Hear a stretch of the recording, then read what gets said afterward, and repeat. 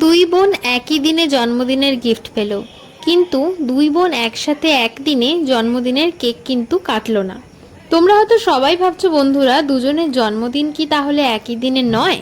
তাহলে সেটা জানতেই চলো ব্লগটা শুরু করি। হ্যালো বন্ধুরা, welcome back to my channel. আজকে আমি চলে এসেছি আর একটা নতুন ব্লগ নিয়ে। ব্লগের সাবটাইটেল দেখে তোমরা হয়তো কিছুটা বুঝতেই পেরে গেছো কি নিয়ে আজকের ব্লগটা। তাহলে চলো শুরু করা যাক। ব্লগের শুরুতেই বলি, এই বান্ধবী হলো আমার সেই বান্ধবী যখন আমি বন্ধু কথাটার মানে অবধি বুঝতাম না। আমার বয়স ছিল মাত্র 3 বছর, সবে স্কুলে ভর্তি হয়েছি, তখনকার বন্ধুত্ব।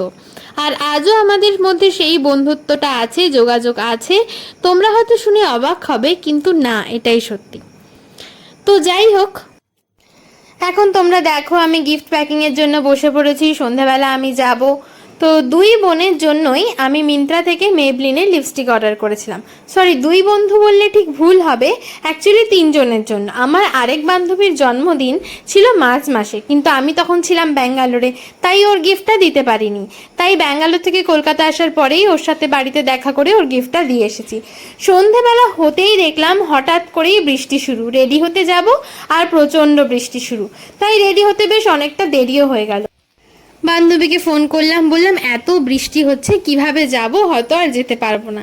তখন ও বলল সবাই যেভাবে আসবে তুইও চলে আসতে পারবি, এই বৃষ্টির মধ্যেই তুই চলে আয়। তো বৃষ্টির মধ্যেই ছাতা নিয়ে বেরিয়ে পড়লাম। এই যে এখানে দেখো দুই বোন, আমার বাম দিকে আমার বান্ধবী আর ডান দিকে হচ্ছে ওর বোন। তাহলে চলো তোমাদের কেকটা এখন দেখিয়ে দিই। এই হলো জন্মদিনের কেক। কেকটা কিন্তু ভারী সুন্দর ছিল।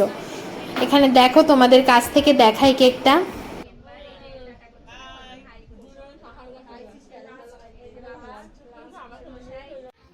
এখন এখানেই তোমরা বুঝতে পারবে আজকে জন্মদিন কার। আজকে হলো আমার বান্ধবীর বোনের জন্মদিন, তাই ওই হাতে কেক নিয়ে দাঁড়িয়ে আছে, পোজ দিয়ে কি এখন ওর কয়েকটা ভালো ভালো ছবি তুলে দেওয়া হোক।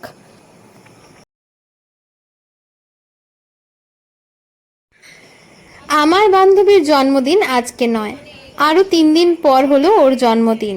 ওরা দার্জিলিং ঘুরতে যাচ্ছে বলে, তাই ওর সব বন্ধুদেরই আজকে ডেকে নিয়েছে বোনের জন্মদিনের জন্য। তাই ওর জন্য সবাই আমরা গিফট নিয়ে গেছি। এখানে আজকে ও সেজেগুজে বসেছিল ঠিকই, কিন্তু কেক কিন্তু কাটলো ওর বোনই। তাহলে এখন তোমরা কেক কাটার সেলিব্রেশনটা দেখে নাও।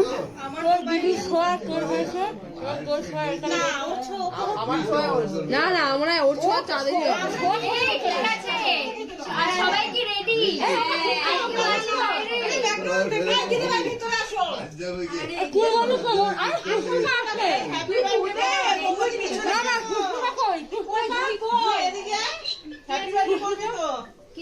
আছে ভিডিও কলে আছে? আমি কোনো video call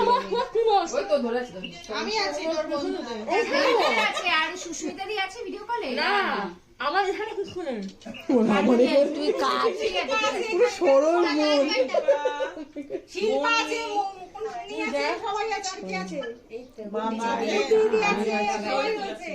happy birthday to you, happy birthday to you, happy birthday dear Jimmy, happy birthday to you.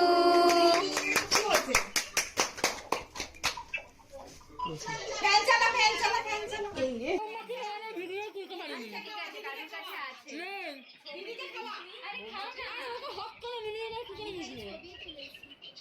এটা আমার রিগ্রেট হবে।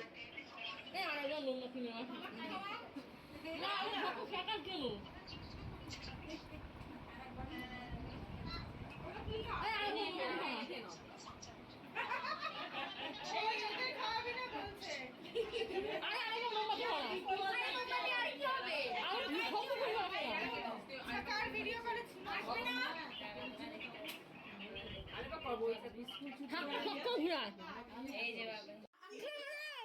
এক্ষুনি তোমরা দেখলে কেক কাটা হয়ে কেক সবাইকে খাওয়ানো হয়ে গেল।